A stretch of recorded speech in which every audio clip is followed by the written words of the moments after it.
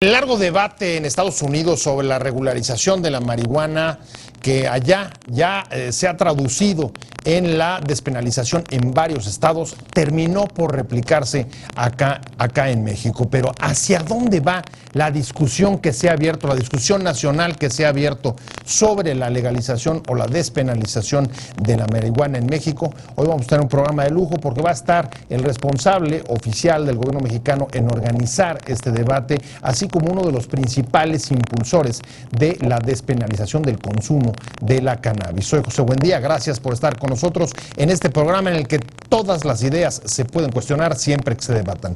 Veamos algunos datos y venimos con ellos aquí a tener nuestro debate de hoy. En Estados Unidos y México ha terminado por abrirse un debate sobre el uso terapéutico e incluso recreativo de la marihuana, aunque en el país vecino arrancaron antes y ya existe una industria floreciente de cultivo y distribución de la droga con fines médicos. El debate en México se precipitó con el fallo de la Corte que reconoció el derecho de consumirla con fines recreativos a 4 personas que presentaron un amparo para ejercer esa prerrogativa y con lo que ordenó a las autoridades derogar algunas disposiciones de la Ley General de Salud. El presidente Enrique Peña Nieto ordenó entonces abrir un debate nacional, aunque personalmente se declaró en contra de su legalización. Hay dudas en el gobierno sobre su impacto en las adicciones y su regulación, así como en la política de drogas contra el crimen organizado, aunque crece entre los mexicanos la aceptación de la marihuana según las encuestas. No obstante, el estigma de droga que arrastra el producto es uno de los obstáculos a su comercialización. Ahí temen además que el debate sobre la legalización con uso recreativo contamine el proceso de apertura de su aplicación medicinal. ¿Cómo será el debate en México? ¿Se incluirá el consumo para fines médicos y también recreativos? ¿Quién y cómo participará? ¿Cómo se medirán los resultados y qué se hará con ellos? Posiciones. El presidente Enrique Peña Nieto convocó un amplio debate especializado que convoque a sociólogos, médicos, académicos y a la sociedad para realmente definir cuáles pudieran ser las políticas y acciones del Estado frente a la marihuana, señaló, aunque dijo, y luego aclaró que, en lo personal, para mí no sería deseable ni estoy en favor de una eventual legalización en el consumo de la marihuana. El secretario de Gobernación, Miguel Ángel Osorio Chong, informó que el debate nacional sobre el tema de la marihuana se realizará en 5 regiones, de manera transparente y con gran apertura. Se convocará a especialistas de todos los temas, en especial de seguridad y salud, así como a la sociedad que podrá expresarse en medios electrónicos. El gobierno será respetuoso del resultado del debate y el análisis sobre la regulación y el consumo de la marihuana en México, aseguró Osorio. La industria del cannabis para uso médico va a crecer. Queremos mejorar la demostración científica de su funcionamiento. Aunque hay evidencias en ese sentido, deseamos profundizar la investigación, comenta el doctor Stephen Dahmer de la Empire State Health Solutions, una de las 5 compañías que ha obtenido licencia para distribuirla en Nueva York.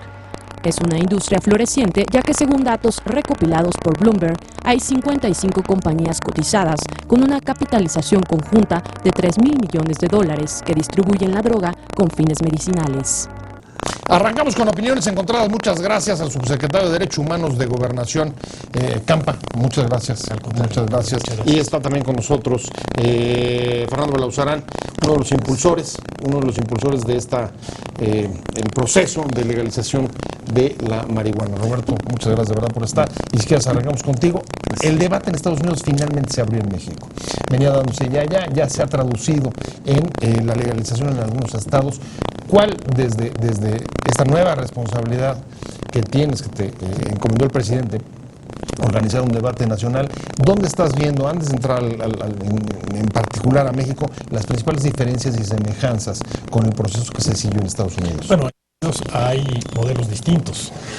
Me parece que no podemos decir que es igual el modelo de Washington que el modelo de Colorado. Me parece que es importante ver. ¿Y a qué me refiero? Me refiero a los esquemas de dotación de marihuana, qué tanto intervienen las empresas. Me parece que hay elementos no solamente de énfasis, sino modificaciones importantes, porque lo que estamos viendo en Estados Unidos es un modelo que se ha venido construyendo a partir de lo local. Y entonces son decisiones que se toman en lo local y seguramente vamos a tener un modelo muy distinto a partir de las características de los estados. De lo que se trata en México, me parece, es, bueno, también de aprender de la experiencia internacional. Claro. Tomar los criterios que seguramente vamos a tener precisos en los siguientes días con el engrose que habrá de hacer la Corte de esta sentencia, y a partir de ahí plantear, proponer un esquema de consulta, que es la instrucción que nos ha dado el presidente de la República y en la que estamos trabajando con la orientación del secretario de Gobernación, para que se puedan expresar las posiciones, las opiniones, y sobre todo me parece para que podamos encontrar puntos de acuerdo, puntos de consenso. Me parece que hemos tenido pues ya convocadas por distintas instancias discusiones. Fernando convocó a uno muy importante en la Cámara, ¿no? En la Cámara, Cámara de Diputados. hace algunos meses. Y yo creo que hay que aprender también de eso y buscar ahora un esquema mucho más de consensos, un esquema mucho más de acuerdos para tomar la mejor decisión y para, sobre todo a partir de los cómo, discutir cuál es la manera como este tema puede resolverse de la mejor manera. A ver, sí es cierto, en el caso de Estados Unidos viene de lo local, aquí sobre todo agarra un impulso especialmente con el fallo de la Corte, desde la cúspide de la Suprema Corte, y también es cierto que hay distintos modelos en Estados Unidos, pero ¿cómo te imaginas tú el modelo a construir en el debate mexicano con estas salvedades y con estas diferencias? Claro, y quiero decir que además me gusta la actitud de Roberto Campa, lo cual me señala o me reitera lo que yo ya veía, y creo que otros, que fue afortunado que él sea el encargado sea el encargado de organizar este debate anunciado por el presidente, sobre todo además porque me parece que la visión desde de los derechos humanos es fundamental, dado el enorme costo que ha tenido la prohibición en ese sentido. En México, además, Roberto conoce bien el debate, participó precisamente en la Cámara de Diputados, ha ido a los foros internacionales, conoce el tema, y eso siempre se agradece. Claro. Y además la idea del cómo, por supuesto, porque tanto el ministro Saldívar como el ministro Cosío lo enunciaron, uno con más énfasis, Cosío con más énfasis, y el otro dijeron, hay que avanzar en la regulación. Por supuesto, me parece que la responsabilidad de un legislador, de los legisladores, es cambiar las leyes que son inconstitucionales, que fueron señaladas como inconstitucionales, ¿no? Eso sería la responsabilidad, porque lo que tiene que hacer un legislador es propiciar que se ejerzan plenamente los derechos. Y que determinar los ministros o la Suprema Corte que hay un derecho individual, un derecho constitucional, pues se tiene que ver cómo se cumple, pero debiéramos ir más allá, cómo le quitamos el mercado al narcotráfico. Me parece que eso sería fundamental. Y en ese sentido, yo respeto mucho la posición de Enrique Peña Nieto, siempre lo manifesté en todo momento.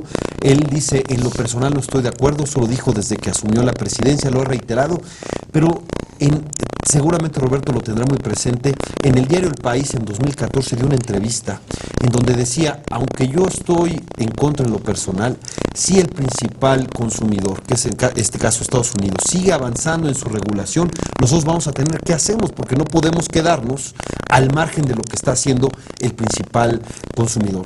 Y en ese sentido es la pregunta, porque da por lo menos expectativa de tener a Enrique Peña Nieto con la estatura de Valéry Giscard, se acordarán muy bien, es el presidente francés católico practicante que determinó, o más bien promulgó, la despenalización del aborto en Francia. Y fue incluso a hablar con el Papa para explicarle que él, como jefe de Estado, tenía que hacerlo, aunque su convicción personal era Independientemente de su conciencia. yo esperaría que, si avanzamos en los diálogos, haya esa actitud. Yo entiendo que por eso es que convoca a este debate, y por eso no solo le tomo la palabra, sino que hay con mucha voluntad a buscar estos acuerdos que habla a Roberto para avanzar en el cómo, me parece. Y ahora hay cosas... Antes de irme hasta los resultados y el cómo, déjame regresar con Roberto y independientemente de las diferencias de los debates allá o acá, en Estados Unidos todavía no está ni siquiera resuelto, ni ha, digamos, tomado una forma determinada en todos lados.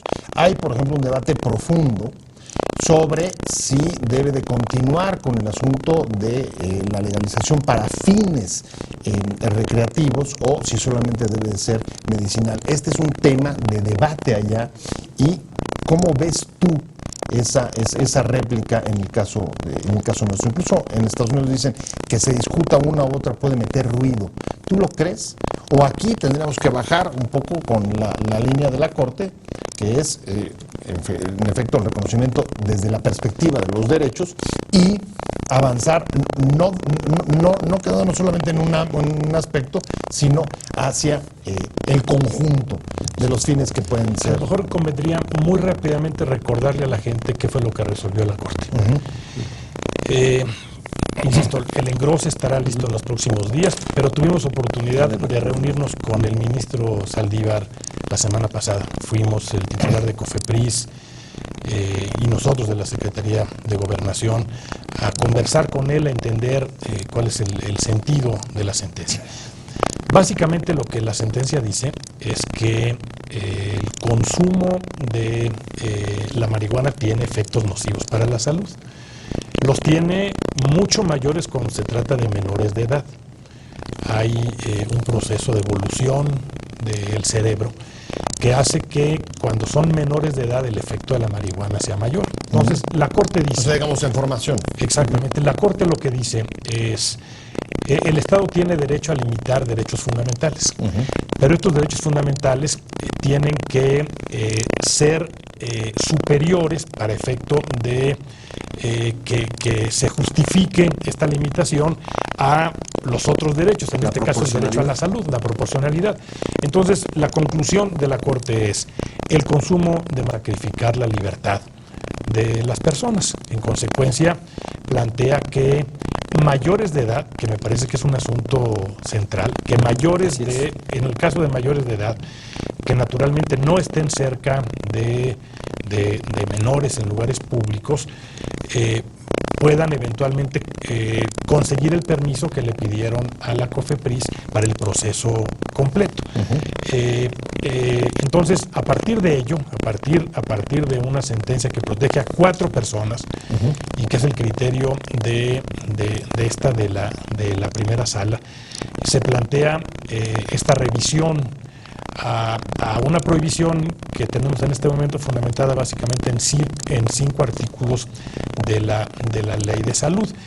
Conviene decir que hoy el consumo de las drogas en México está despenalizado. Hemos discutido mucho con Fernando.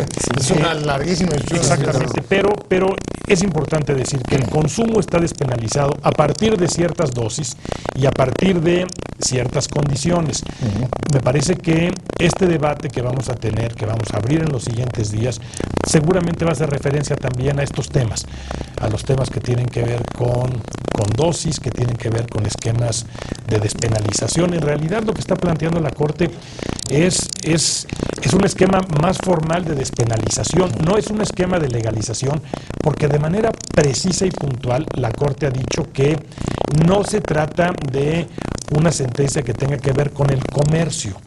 No está planteando la posibilidad para estas 4 personas de que puedan vender o incluso regalar marihuana. Lo que protege es el derecho de estas personas para sembrar, para producir, para transportar y para consumir en determinadas condiciones. Pero entonces estarían de acuerdo que la orientación del fallo de la Corte es a proteger derechos y no a los fines del consumo. Sí, claro, pero ¿cómo lo ves tú? no, es que el derecho de estos 4 personas es autoproveerse de marihuana. Ahora, ¿cuál era el límite de la Corte? Lo que pasa es que la Corte no puede legislar. Por eso la Corte no podía regular, pero en la sentencia de Saldívar dice la regulación es mejor que la prohibición, y todavía Cosío quería exhortar al Poder Legislativo a que hiciera la regulación, es decir, meterse a su comercio, pero eso no lo pueden hacer ellos porque rebasaría sus facultades, y por eso solamente dicen es el derecho individual de ellos de autoproveerse de marihuana porque son mayores de edad, etcétera. Ahora, compartimos el hecho de cuidar a los menores, como se debe cuidar a los menores del alcohol, del tabaco, incluso del azúcar y cosas así, porque pues la verdad es que ¿qué en esta vida no tiene riesgo? La misma contaminación. Acá yo le decía un poco de broma y en serio a Mondragón una vez en la Cámara de Diputados, le decía, hay una actividad muy humana que tiene también sus riesgos, porque hay un intercambio de bacterias y a veces hasta de virus, y espero que no lo prohíban, que son los besos, ¿no? Hay muchas cosas en la vida que tienen ciertos riesgos, pero es cierto, hay que prevenirlo y más en menores de edad, y eso es un punto que creo que estamos de acuerdo absolutamente. Ahora, pero me parece que esa sería la definición. Sí, porque además creo que podemos, yo tengo una ventaja en este debate sobre Roberto, porque Roberto es funcionario y tiene que ser más cauto, y lo entiendo perfectamente. Yo no tengo esa desventaja y puedo explayarme mejor, pero lo hago con mucho respeto y mucho reconocimiento al profesionalismo e institucionalidad que siempre ha mostrado Roberto. La verdad es que el próximo año en Estados Unidos se le va a conocer a la elección presidencial como la elección de la marihuana, porque va a California, va a Arizona y van otros 8 o 9 estados. Sienten que de los que están promoviendo la regulación, sienten que esta es su elección y van a ir con todo. Entonces es muy posible que regrese que entre por la puerta de enfrente con legitimidad democrática la marihuana en el país que nos impuso la prohibición. Y el 8 de noviembre nos vamos a dar cuenta que ganó Hillary y ganó la marihuana. Y lo de Hillary no estoy seguro. Pero ¿qué va a hacer México? Debiéramos prever por lo menos ese escenario. ¿Qué vamos a hacer cuando California tenga la marihuana recreativa? Porque Tijuana es la frontera más circulada en el mundo, y creo que nadie está pensando que le pongamos un boicot comercial a California, una cosa por el estilo. Eso sería absurdo. Entonces, ¿qué va a hacer México? Ahora, independientemente del efecto que tenga sobre California, voy a tener que ir a un comercial y regreso contigo, Roberto, porque lo que quiero insistir es si el fallo de la Corte, la orientación del fallo de la Corte va a llevar a que la discusión sea sobre derechos y no sobre fines, es decir, que no distingamos entre uso recreativo y medicinal, o si creen que más bien el fallo de la Corte a lo que alude es eso, a quedarnos en el tema de despenalización solamente con fines medicinales, claramente aludiendo a la agenda que puede tener este debate que viene. Lo comentábamos hace un momento, la sentencia hace referencia a el consumo lúdico, no al medicinal, pero ¿qué va a tener este debate? ¿Se va a fijar a los fines? ¿La orientación va a ser hacia el tipo de consumo o hacia proteger derechos y no hará distinción entre uno y otros? ¿Tú qué piensas? Bueno, es un debate que, como planteó el presidente, tiene como eje el tema de los derechos humanos, el tema de los derechos. Sin embargo, como se ha propuesto, como se ha planteado, es un debate en el que vamos a revisar otros temas. Aunque la sentencia no hace referencia a las cuestiones medicinales, así es. Hay ciertamente una presión, yo diría, una opinión mucho más clara, mucho más formada en torno a la importancia de revisar y de abrir, en el caso de los fines medicinales, terapéuticos y de investigación. Claro. Yo no quisiera adelantar, porque a mí lo que me corresponde es atender la indicación del presidente y garantizar que el debate sea de a de veras, que sea un debate, insisto, que evite polarizar. Lo peor, me parece, que podríamos hacer es buscar sentar en la mesa a quienes tengan solamente opiniones distintas, porque entonces vamos a repetir esquemas que me parece ya cumplieron con una etapa, y hoy de lo que se trata pues es de buscar estos acuerdos para la mejor solución para nuestro país. Pero en principio dirías, voy contigo, Fer, y estarían dispuestos a que el debate fuera tan amplio y que la agenda fuera incluyente, es decir, no solamente uno, sino todos. ¿Cómo lo ves tú? No, claro, y además, insisto, es garantía que esté Roberto ahí. A todos nos da garantías, porque siempre ha sido muy institucional, muy profesional, muy abierto en estos temas, muy sensible. Entonces, a mí me da tranquilidad que esté Roberto, y no porque esté aquí, ¿no? No digo nombres, pero hubiera sido desafortunado que no fuera él, por otro lado. Pero a ver, hay cosas que tenemos que aclarar. Primero, el asunto de la despenalización. Entiendo que esa es la posición del gobierno mexicano, lo ha dicho en foros internacionales. Nada más que la sentencia de Saldívar dice que no está despenalizado, que hay una que se exime de responsabilidad. Y dice, todo el esquema es prohibicionista, no hay tal despenalización. Pero peor aún, porque incluso si dijéramos, bueno, hay una despenalización teórica, la verdad, ¿está funcionando? Yo creo que no. Catalina Pérez Correa publicó hace poco un excelente texto en donde habla de que más de la mitad de los presos en México están por delitos contra la salud. Más de la mitad de los que están por delitos contra la salud están por marihuana. Y más de la mitad de los que están por marihuana están por simple posesión. Acabamos de ver lo que hizo el juez de Yucatán.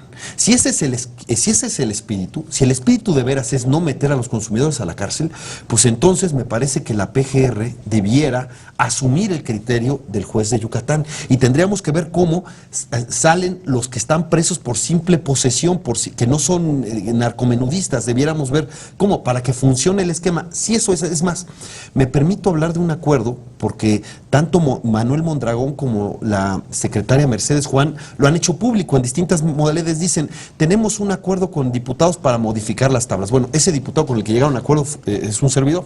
Llegamos a acuerdo que fue global. Primero, establecer reducción del daño en políticas de reducción del daño en la Ley General de Salud, que se aplican en México, pero discrecionalmente no entraron por la puerta de enfrente. Aquí sería entrar con una definición que nos pusimos de acuerdo. Los que pensamos distinto pudimos ponernos de acuerdo para una definición de reducción del daño, de atención a usuarios problemáticos y modificación a 5 artículos de la Ley General de Salud para que hubiera una, le llamamos, descriminalización efectiva de los consumidores. Está ahí el acuerdo. Ojalá, y hablábamos por supuesto de la tabla. Ahí está un acuerdo que quizás por la proximidad electoral no había las condiciones, o se consideró que no había las condiciones óptimas y se guardó en algún cajón. Se puede sacar y ver si los nuevos legisladores pueden retomar esto para que, si lo que queremos es verdaderamente descriminalizar a los consumidores, despenalizar el consumo, y que funcione y que sea efectivo, pues hagamos los cambios, porque creo que estaremos de acuerdo que si hay usuarios en las cárceles no está funcionando como quisiéramos. Y termino con una cuestión en lo medicinal. Lo medicinal es un asunto humanitario. Mucha gente se beneficiaría en su calidad de vida. Yo sé que no es la posición de Roberto, pero hay algunos que nos dicen, en corto, dicen, es que ustedes quieren la marihuana medicinal porque es el paso previo a la marihuana recreativa. Pero verlo así... Pero estamos viendo que no necesariamente va por ahí el debate. Pero el problema es... Justo el problema es, y yo estoy seguro que Roberto no está en eso, pero el problema es que algunos quieren tener de alguna manera de rehenes a mucha gente que mejoraría su calidad de vida. Yo digo, lo humanitario, avancemos, independientemente de que lo otro, veamos cómo lo vamos resolviendo en el debate, pero en el asunto medicinal no veo ninguna razón para detenerlo. Hay Roberto seguramente leyó a Kuhn, como todos, en la estructura de las revoluciones científicas. Hay un asunto que dice, hay un viejo paradigma que pierde, porque los paradigmas son consenso, y emerge un nuevo paradigma. Si vemos el mapa de la marihuana medicinal de hace 15 años, de hace 10 años, de hace 5 años acá, no hay duda, hay un nuevo paradigma emergente. Yo digo que México no debiera resistirse a eso. Ahora, deberíamos entrar al nuevo paradigma.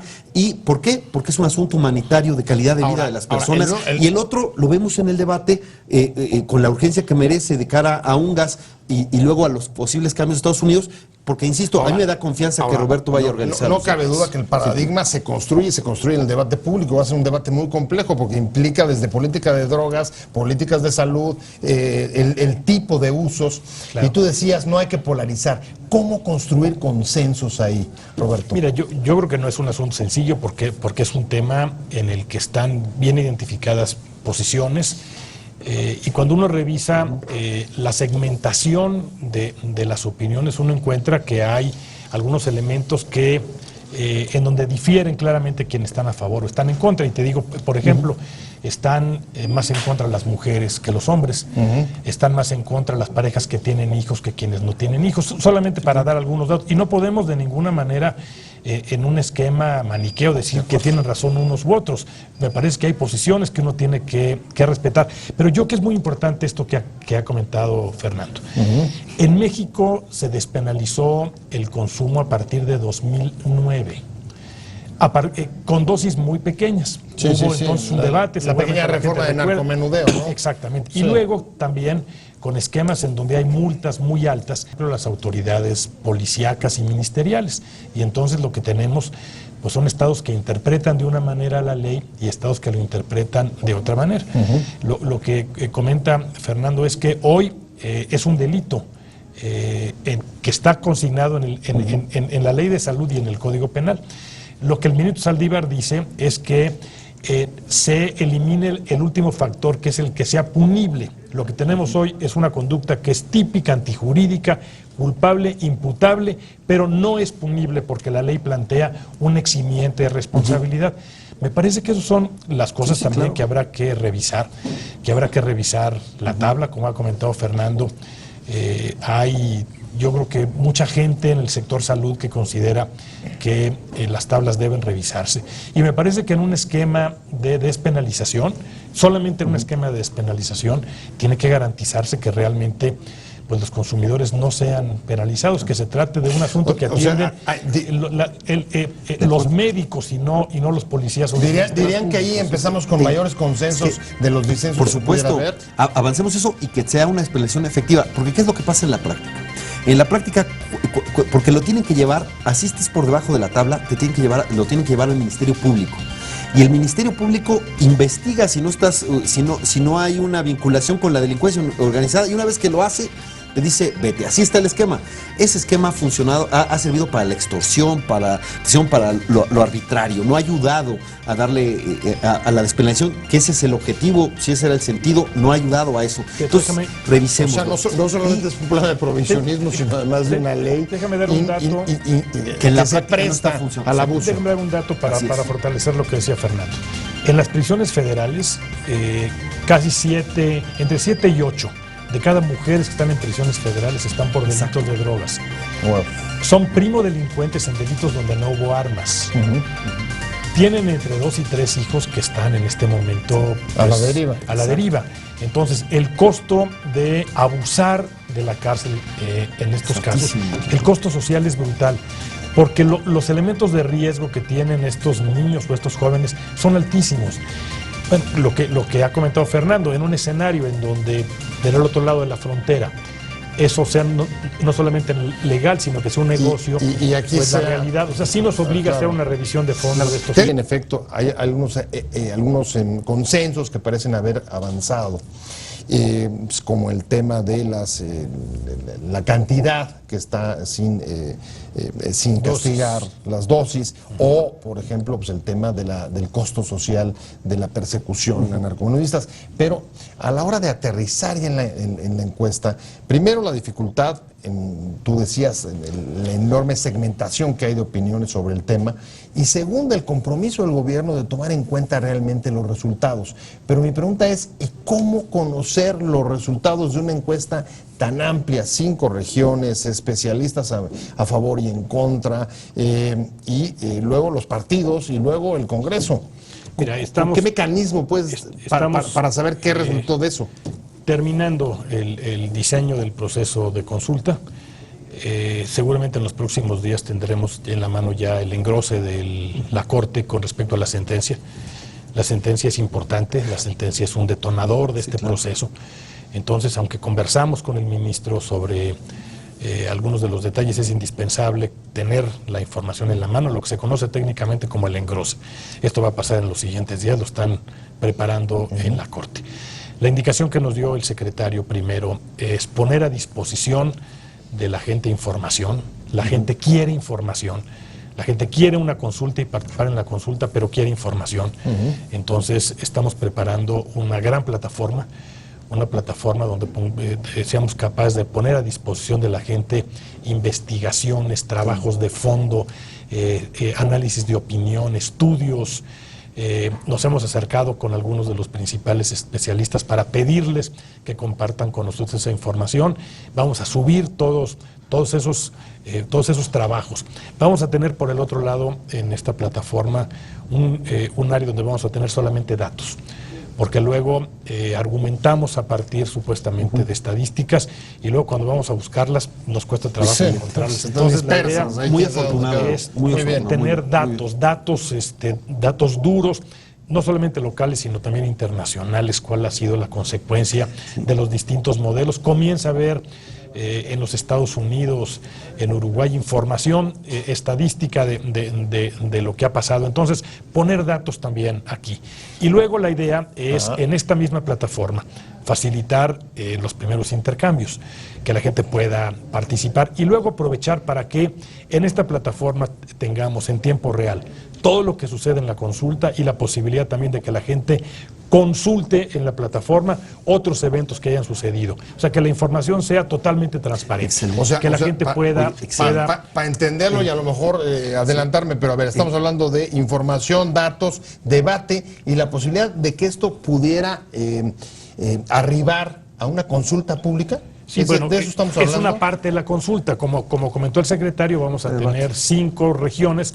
Estamos trabajando en este momento en coordinación con los gobernadores, con la CONAGO, para ver, es probable que tengamos 2 en el norte, en occidente, en el centro naturalmente, en el sureste, y ahí sucederán jornadas. Vamos a convocar a partir de la información que tengamos del registro para estos eventos. Vamos a ver el tamaño y la duración que tendremos en estas mesas. Habrá eventos que van a suceder entre enero, febrero y marzo. La idea es poder tener pues al menos un primer corte, de manera tal que la posición de México en la Asamblea Extraordinaria de Naciones Unidas, a las que hacía referencia, en abril del siguiente año, lleve una posición.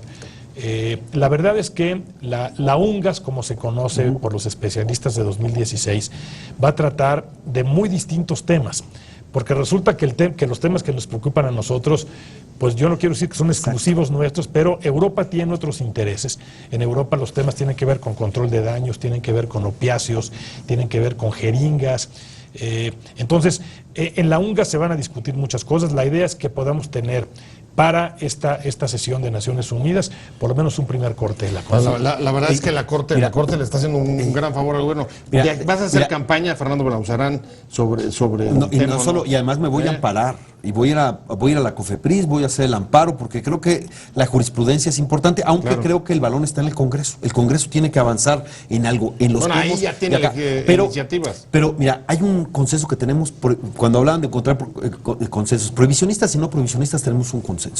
La desintegración familiar y el daño al tejido social es una causa que favorece el abuso de drogas legales e ilegales. Pues tú imagínate el costo social que han tenido: 153,000 muertos, es el dato que dio la ONU desde 2006, 26,000 desaparecidos, nuestras cárceles llenas ahí, el costo es fuertísimo. Si queremos despenalizar, ojalá podamos atender un caso exitoso de despenalización, porque el nuestro, aunque haya sido la intención, no está funcionando. El de Portugal sí funciona como un caso de despenalización. Ahí no hay regulación, hay una despenalización, y creo que deberíamos pensar. Y una cosa más sobre UNGAS que tocó Roberto, que es fundamental. México tiene una posición impecable en la cuestión diplomática que dice el multilateralismo. Tenemos que ser, nada más que tiene un problema el multilateralismo con esto. No todos los países tenemos el mismo interés, y el multilateralismo no va a detener los cambios en Estados Unidos. Entonces México tiene que tomar sus propias decisiones. Ojalá eso sea parte del debate. Cuento con que este va a ser plural. Muchas gracias, Fernando Belauzarán. Gracias a los dos, de verdad. Seguiremos dándole, le daremos seguimiento al asunto. Gracias a los dos por haber estado con nosotros en Opiniones Encontradas. Te invitamos a seguir cuestionando la información con los siguientes videos.